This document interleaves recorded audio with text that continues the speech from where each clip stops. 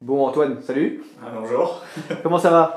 Bah écoute, au top. Bah, écoute, je suis très content de pouvoir faire cette petite vidéo bonus pour la sortie du tome 2 de l'Hydre. C'est bonus, faut mettre un j'aime là, avec Ouais, tous en l'air. là si les gens s'abonnent pas, on sait pas ce qu'il leur faut. Spectateurs. Écoute, bah voilà, merci beaucoup, tu nous as régalé avec le tome 1 de l'Hydre et tu remets ça. Les gens ont vraiment plébiscité le premier livre, donc ça c'est vraiment très cool.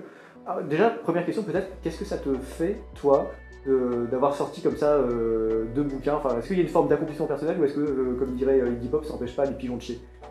J'ignorais cette citation, mais je m'en souviendrai. Non, bah à la base, donc j'écris depuis quoi, 3-4 ans, peut-être même 5. Enfin bref, j'écris depuis un petit bout de temps, petit mais un bout de temps quand même. Il faut savoir qu'avant, donc, je travaillais dans une entreprise, tout ce qui est de plus respectable. Puis j'ai démissionné. Mon but en démissionnant, c'était de prendre 6 mois, 1 an de temps libre qu'on appelle communément chômage. Pour être publié. Voilà. L'objectif à la fin c'était d'être publié. Donc j'y suis parvenu et je remercie les éditions de l'Ège-Merne pour ça et donc j'étais très content. La mission a été remplie et j'ai repris un travail derrière. Et maintenant que c'est fait, c'est quand même quelque chose dont je suis très fier. Le simple fait que les 2 tomes soient sortis aussi vite, ça aussi c'est quelque chose auquel je m'y attendais pas. Lorsque le premier tome est sorti, je me doutais que le second tome sortait.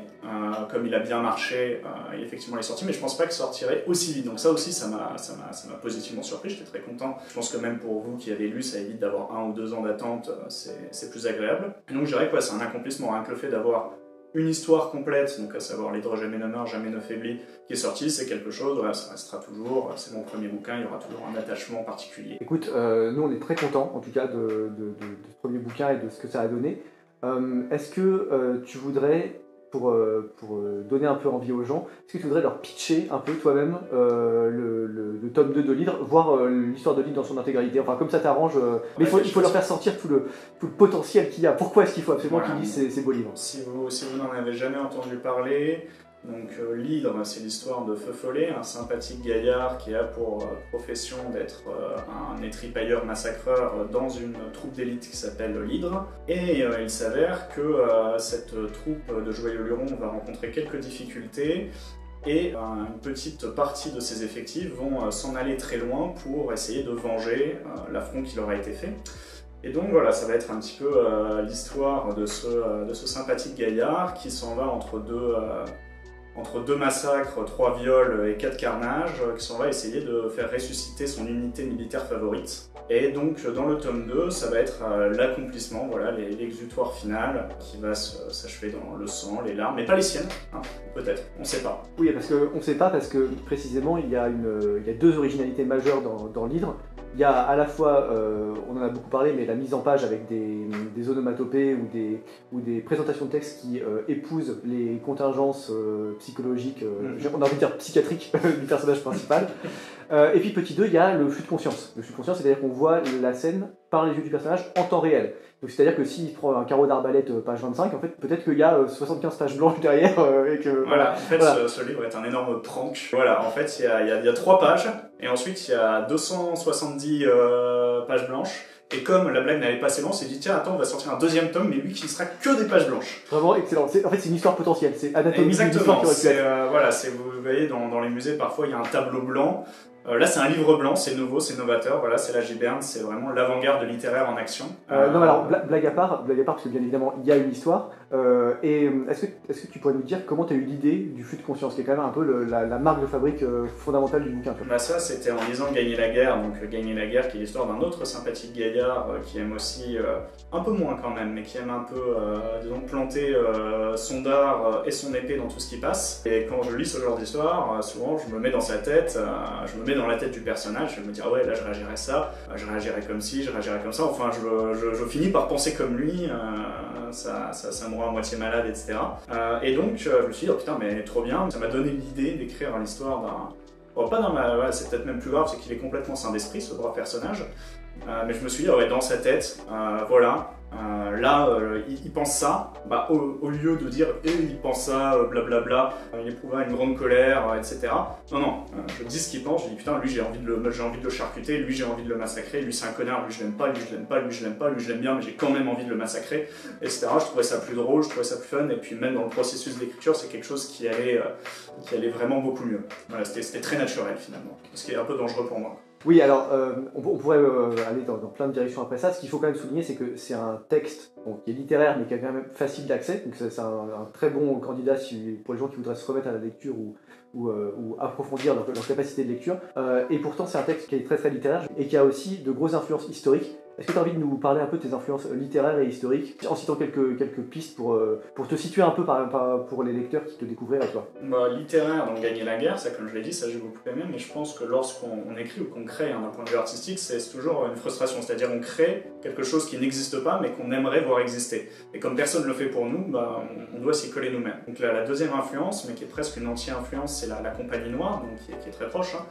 Et lorsque je l'ai lu, je me souviens, j'étais un petit peu frustré parce qu'on avait promis une compagnie sans morale qui allait commettre des atrocités, etc. Et puis j'ai eu quoi? J'ai eu des gens, les atrocités, ils les commettaient même pas vraiment eux-mêmes. Ils sauvent une gamine, ils se battent pour le tyran local, mais eux-mêmes ne sont pas si méchants que ça. Et j'étais très déçu. Je me suis dit, mais non, mais moi je veux vraiment voir des crimes de guerre en temps réel. Et je ne l'ai pas eu, donc c'est pour créer ça que j'ai écrit. Et mes autres influences, donc ça je dirais que ce sont les deux principales influences littéraires. Dans le second tome, il y a du Lovecraft, évidemment. Dans les ouvrages de fantasy, pareil, Tolkien, j'ai lu le principe même de la fantasy, différents peuples, des guerres, etc. Mais tout ça, c'est très générique. Et une autre influence qu'il peut y avoir, c'est des livres historiques. Pour le coup, ça aussi, c'est quelque chose, je lis beaucoup d'histoire, presque plus d'histoire que de littérature. Et donc, des bouquins sur le Moyen-Âge, notamment. Tout ce qui peut être guerre de mercenaires, les condottieri italiens, tout ce qui peut être siège, bataille médiévale. En gros, c'est un mix. Il faut s'imaginer les batailles du 19e siècle, qui n'avaient jamais lieu au Moyen-Âge, ou quasiment jamais, dans le contexte moyenâgeux. C'est-à-dire des batailles, des combats très souvent, beaucoup plus souvent qu'il ne l'a été à l'époque, dans un contexte moyenâgeux qui est donc, avec les armes, les instruments techniques de l'époque, et un poids très fort de la religion, notamment la religion dans tout ce qu'elle peut avoir de beau, de sacré, de bon, j'ai envie de dire, mais aussi dans ce qu'elle peut avoir de plus sombre.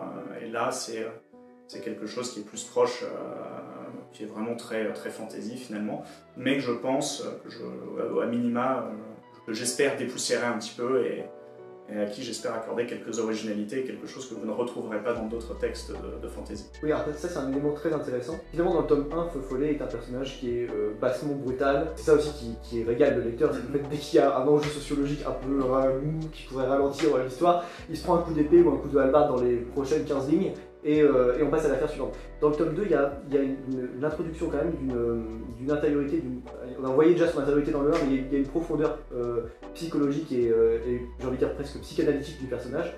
Est-ce que une réflexion sur l'inconscient, sur des travaux comme ça de psychologie ou de psychanalyse, ça a pu être une influence pour toi ou pas du tout? Disons qu'il y a une belle façon que j'aime pour caractériser Lead, c'est que c'est un roman de non-apprentissage. C'est un personnage qui ne va quasiment pas évoluer du début à la fin, mais qui, effectivement, sur la fin, va un petit peu subir les désagréments, va assumer les conséquences des choix qu'il a faits, à savoir de toujours agir dans la même direction sans réfléchir, etc. Et ensuite, oui, ça c'est quelque chose, alors la psychanalyse, non, pas forcément, je ne suis pas un adepte, je ne connais pas beaucoup et je ne suis pas très attiré par la discipline, mais il y a un aspect qui existe déjà dans le premier tome, mais qu'on va revoir également dans le second, à savoir l'enfance de Feu Follet. Donc on le vit en direct, il n'est plus du tout enfant, mais on va avoir peut-être des explications. Il va y avoir le thème des enfants soldats, notamment, qui est abordé.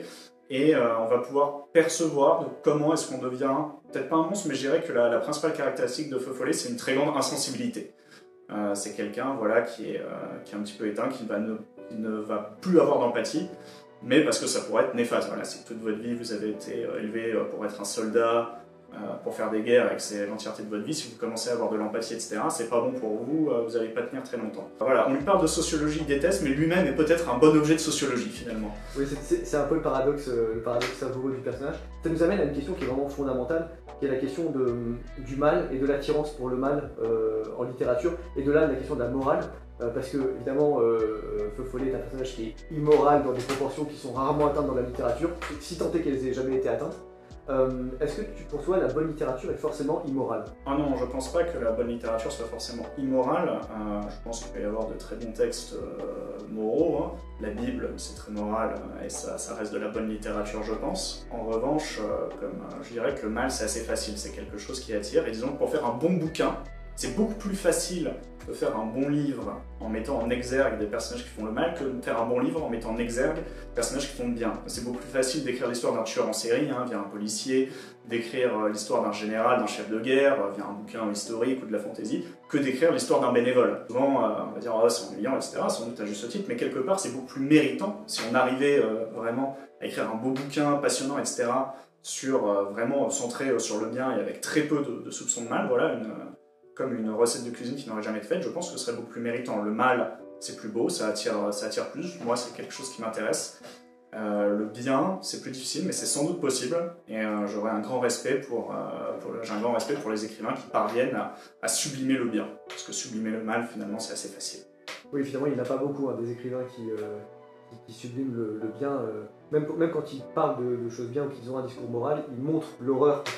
C'est un peu l'hypocrisie. C'est les fameux bouquins ou films anti-guerre où tu vois de la guerre tout le temps et puis à la fin on dit la guerre c'est mal et toi t'as qu'une envie, c'est d'aller massacrer les communistes d'en face pour les films. Voilà, Rambo dit oui, Rambo c'est anti-guerre. Oui, complètement anti-guerre.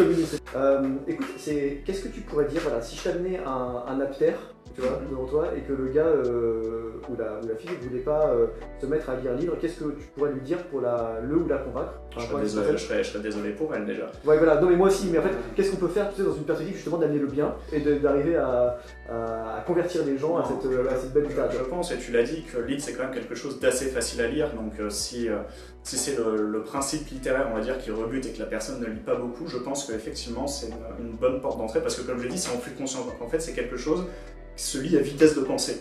Et donc c'est, je pense, très facile de rentrer dedans, et en plus, il se passe plein de trucs, voilà, à aucun moment on voit notre ami faire la cuisine ou quoi, donc c'est vraiment quelque chose de facile, et pour peu qu'on aime un petit peu l'action, qu'on aime la bagarre, et même qu'on aime rigoler, qu'on ait ne serait-ce qu'une très légère sensibilité à l'humour noir, ce que je pense que tout le monde a, on se rentre quand même très facilement dedans, je pense. Si c'est quelqu'un qui aime bien lire, etc., mais que la fantaisie n'attire pas, déjà je pense qu'en effet le flux de conscience est quand même assez novateur d'un point de vue littéraire. C'est vrai que dans la fantaisie, j'ai pas d'exemple intégral de flux de conscience. Et en plus c'est quelque chose qui est fantaisie, mais encore une fois où c'est très léger. Alors ça arrive plutôt vers la fin du tome 2, il y a des éléments dans le sens que c'est un pays imaginaire, voilà, il y a des rois, des chevaliers, c'est médiéval.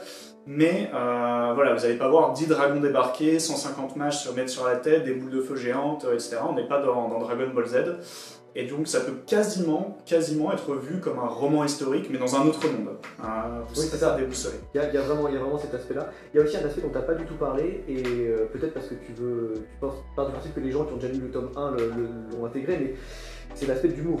Oui, parce que c'est quand même un texte, si vous n'êtes pas un pisse-froid, vous allez vraiment rigoler. C'est un des rares bouquins, ça m'est arrivé moi-même en le préparant, d'aller souffler 2 minutes parce que je rigolais nerveusement après certaines scènes particulièrement trash. C'est souvent de l'humour noir ou de l'humour vraiment bourrin.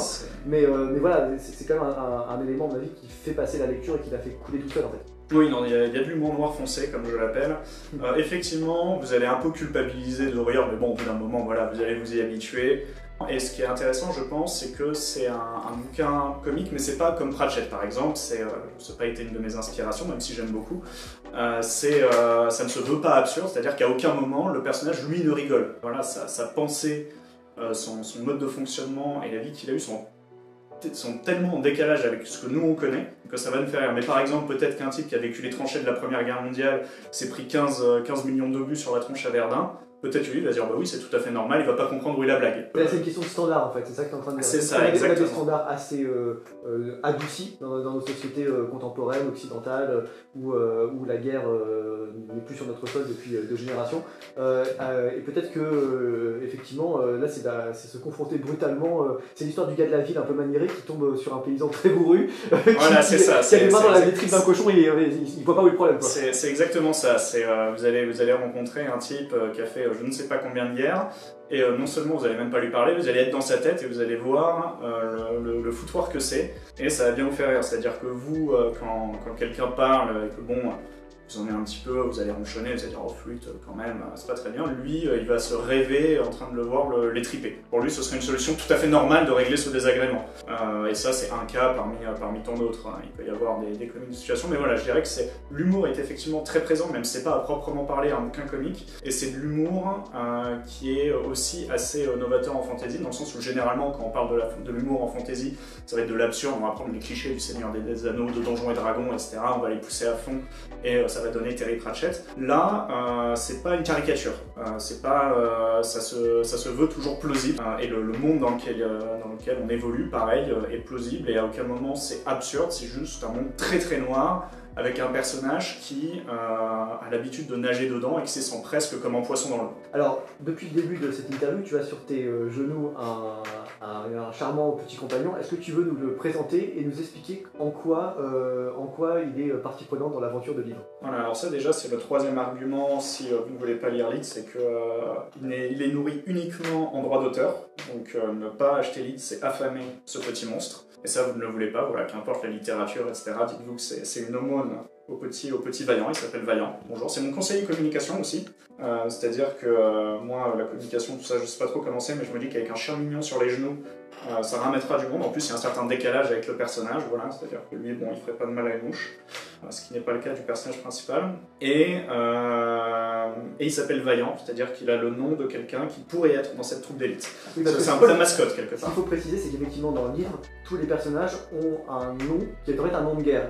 Leur premier fait d'armes, qu'il soit positif ou négatif, les marques ont toujours feu follet, par exemple, c'est probablement parce que Jay Leroux, mais probablement parce qu'il a foutu le feu à une baraque pendant sa première voilà, c'est exactement ça. Donc il y a et même un moment pour se cacher, ils doivent changer de nom. Ils disent attends, mais je vais m'appeler comment? Je vais m'appeler Pierre ou encore plus absurde Félix. Non mais quelle idée!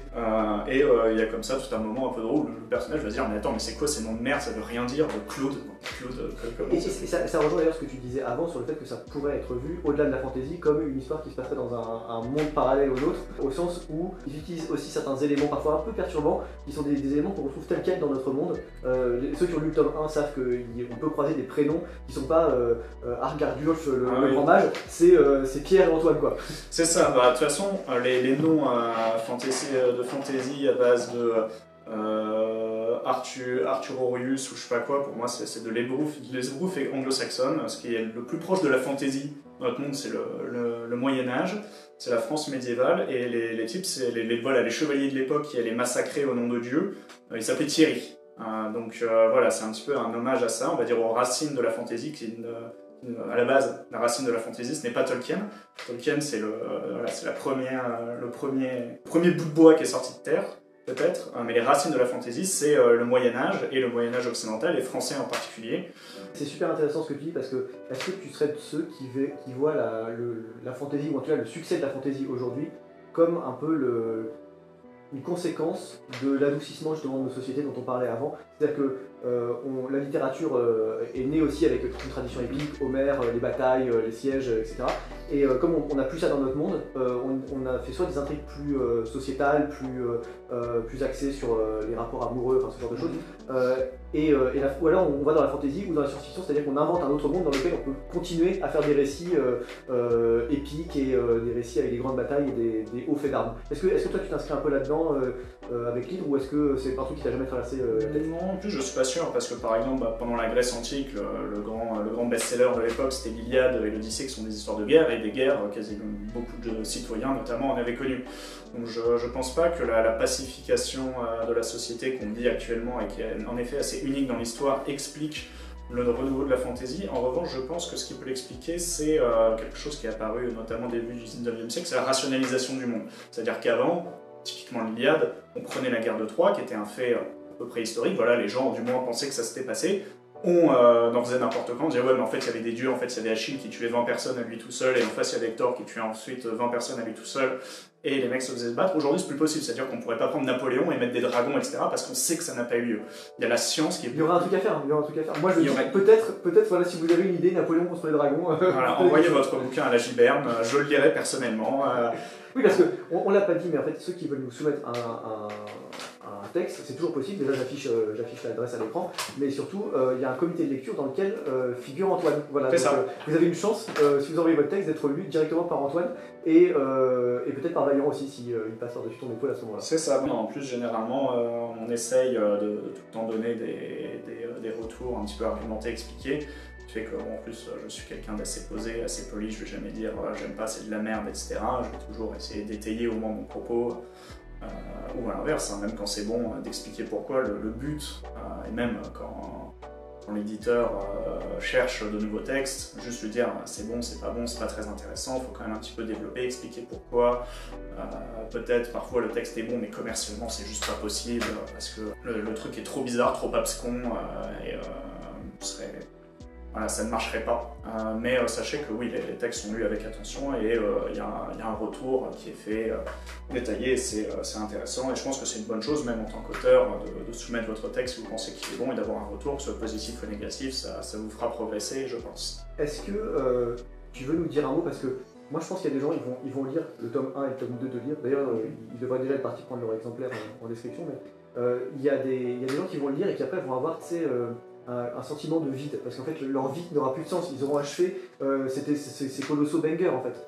Donc est-ce que tu peux les rassurer en leur expliquant que tu travailles sur des nouveaux textes et peut-être nous donner quelques toutes petites bribes des idées, des mondes, voilà, pour que les gens comprennent que l'hydre c'était bien, mais que voilà, le tome 2 c'est la fin, et peut-être qu'on puisse avoir un petit aperçu de ce qui suivrait potentiellement un jour.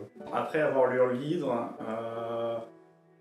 les batailles que vous lirez n'auront plus la même saveur, dire ouais c'est un petit peu mou, où ils sont, où sont les tripes, pourquoi les gens s'entretuent bien sagement. Donc ça, j'en suis navré, je m'excuse par avance.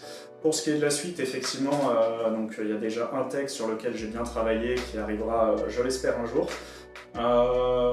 Disons que de base, moi, les 2-3 principaux thèmes que je compte toujours explorer, que ce soit dans la fantasy ou pas d'ailleurs, c'est la guerre, la religion, voilà, j'aime bien quand il y a toujours un petit peu cet aspect mystique, occulte en fait. Voilà, exactement, occulte, c'est le mot parfait, merci beaucoup.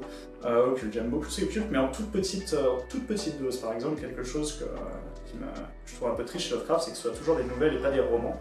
Et je trouve qu'instiller des doses d'horreur, des petites doses dans un bouquin qui n'est pas de l'horreur, c'est bien. Faire tenir l'horreur sur 200 pages, c'est très difficile. Mais l'instiller par petites doses, par petits endroits, un petit peu de mystère, ça bonifie un livre. Voilà, c'est comme du poids, faut en mettre un petit peu. Trop, ça gâche tout, mais en bonne dose, ça élève un petit peu le niveau, ça relève le goût. D'accord, donc on aura toujours ces mêmes thématiques-là, mais plus dans un monde forcément médiéval, et plus avec du flux de conscience, plus avec des onomatopées. Peut-être que pas. Dans le flux de conscience et les onomatopées, ça je pense que... c'est circonscrit à l'hydre. C'est ça, exactement. Je pense que ça en restera à l'hydre. J'essaierai quand même, c'est quelque chose que je garde en tête quand j'écris, parce que même je trouve que c'est plus simple pour écrire, c'est des procédés de narration un petit peu différents. Alors il n'y en aura pas forcément toujours, mais changer du passé simple, troisième personne, il fait ci, il fait ça, ce qui peut être très bien, hein, je ne dis pas l'inverse, mais c'est, je trouve, personnellement un peu plus dur à écrire. Déjà j'ai plus de facilité à la première personne, mais voilà, tout ça ne sont pas des règles absolues non plus, on verra bien. D'accord, alors peut-être dernière question pour finir. Est-ce que si quelqu'un ne peut prendre qu'un seul des 2 tomes de l'hydre, est-ce que tu lui dirais qu'il faut prendre le 1 pour commencer, ou est-ce que tu dirais qu'il faut prendre le 2 parce que les 2 tomes peuvent se lire indépendamment, même s'ils racontent la même histoire qui se suit, ils peuvent être lus indépendamment. Est-ce qu'il vaut mieux lire uniquement le 1 ou uniquement le 2? En tout cas, si on veut commencer, voilà, est-ce que, en disant peut-être que ce sera le premier et le dernier, qu'est-ce que... Admettons que vous n'ayez que 20 € et que vous savez que vous n'achèterez qu'un seul livre de toute votre existence, sera forcément l'un de ces jeux-là. C'est bien dommage d'ailleurs. C'est un peu triste, je pense que ce cas de figure n'existe pas dans la vraie vie, mais supposons. Admettons plutôt que vous soyez une énorme pince et que vous... Voilà, non, mais il y a plein de raisons hein, de n'acheter qu'un seul livre dans sa vie. Ça peut être parce qu'on est allergique au papier, par exemple, ça c'est une bonne raison. Ça peut être parce qu'on sait pas lire. Ça peut être parce qu'on sait pas lire, alors qu'on a besoin de quelque chose pour caler son œuvre, ça peut être une autre raison, auquel cas je pense que les 2 tomes sont aussi épais et du coup je ne saurais lequel vous conseiller. Mais sinon, alors ça c'est très personnel, hein, je pense que les deux se valent si on doit n'en lire qu'un seul. Mais personnellement, je préfère toujours commencer par le commencement, c'est-à-dire le premier tome. En plus, on sait jamais, derrière, si vous voulez acheter le second tome, ben voilà, vous l'aurez. Alors que si vous commencez par le second tome, je dirais un peu, ouais, c'est bien, mais finalement, le premier, j'en connais déjà une bonne partie, je sais comment il va se finir. Donc je dirais, si vous voulez n'en acheter qu'un seul, quitte à n'en acheter aucun derrière, achetez le premier, comme ça si finalement vous sautez le pas et que vous achetez l'autre, vous aurez plus de plaisir à lire le second après le premier que le premier après le second. Voilà, mais par contre, on insiste quand même sur le fait que les 2 tomes peuvent être lus indépendamment. Le premier, voilà, évidemment, vous allez tout comprendre. Il y a une fin qui arrive, voilà, il y a une certaine finalité, il y a une conclusion à l'arc, on peut dire. Le second, on comprendra ce qui se passait dans le premier, voilà, sans avoir forcément vu les personnages avant, ce qui est un petit peu dommage, mais on comprendra les tenants et les aboutissants, on comprendra les enjeux.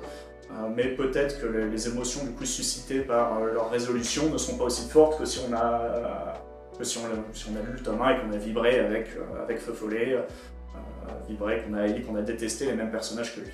Alors peut-être une annonce pour finir. Quand cette vidéo sortira et que les gens la regarderont, on sera tout début décembre. Et le 5 décembre, tu tiens une conférence à Paris, au parloir de Saint-Sulpice. Donc c'est vraiment, on mettra l'adresse, on mettra les informations en description.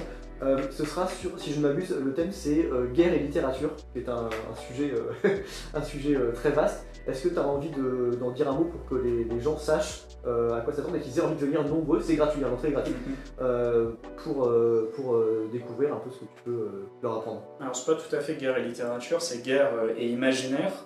Et le but, ce que je vais essayer de faire dans cette conférence, c'est de montrer comment est-ce que la guerre a influencé tout ce qui est littérature de l'imaginaire et surtout comment en retour l'imaginaire a influencé les guerres. C'est-à-dire que, à mon sens, si l'Iliade, si la chanson de Roland et si le Seigneur des Anneaux, qui vont être, on va dire, les 3 grands exemples que je vais prendre, n'avaient pas été écrits, sans doute que les guerres qui ont eu lieu derrière n'auraient pas été menées de la même façon. Peut-être par les chefs, mais surtout par les hommes qui les ont vécues, ne les auraient pas vécues de la même façon, et donc les guerres ne se seraient pas déroulées de façon similaire. Donc voilà, c'est surtout ce va-et-vient entre d'un côté la guerre qui influence la littérature, ça on le savait, mais cet imaginaire aussi qui peut influencer les guerres elles-mêmes, et donc c'est ce qu'on verra, et c'est l'approche que j'essaierai d'avoir de cette question assez générique qui est guerre et littérature. Très bien, écoute, merci beaucoup Antoine, et merci à Vaillant de sa patience et de son concours passif, dirons-nous. On rappelle que les livres sont disponibles en description et que la pâtée et les croquettes de Vaillant sont exclusivement payées par les droits d'auteur d'Antoine. Voilà. N'hésitez pas à acheter 4 fois le tome 1 juste pour Vaillant. Voilà, c'est ça exactement. Voilà. On fait une petite mise au point sur Vaillant là, pour que les gens soient... Vaillant. Voilà. Vaillant, attends, écoute-moi. Vaillant, les gens, ils doivent acheter les livres. Pas vrai? Il hésite. Ouais, voilà, peut-être, voilà. peut-être. Allez, peut-être allez, on vous fait confiance et puis on dit à la prochaine. Salut tout le monde.